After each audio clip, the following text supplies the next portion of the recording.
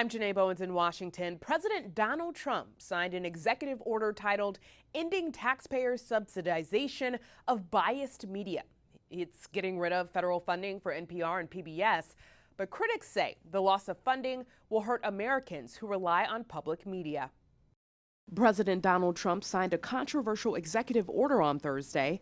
It aims to cut money for NPR and PBS. The American people are sick of funding institutions who promote values that they find repugnant. The public broadcasters are accused of left-leaning bias. The White House and Republicans say one glaring example was NPR's refusal to cover the Hunter Biden laptop scandal shortly before the 2020 election. At the time, NPR released a statement that said, "We don't want to waste our time on stories that are not really stories." But it did turn out to be a real story. Our current editorial leadership believes that that was a mistake, as do I. Yeah, the whole country knows that was a mistake. Definitely impacted the election. Critics also point out how drag queens have been featured on PBS children's programming. The executive order directs the Corporation for Public Broadcasting to slash the more than $500 million in federal funding for NPR and PBS.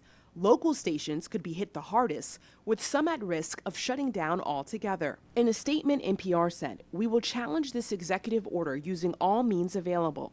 And PBS said, the president's blatantly unlawful executive order, issued in the middle of the night, threatens our ability to serve the American public. We use our broadcast as the emergency backup for emergency alerts for the country, and you need 100% coverage to make that happen. We have news deserts. 20% of Americans live in a place where they have no local news coverage other than public radio. The Corporation for Public Broadcasting also released a statement saying the organization is not a federal executive agency subject to the president's authority. It's safe to say this executive order will be challenged in court.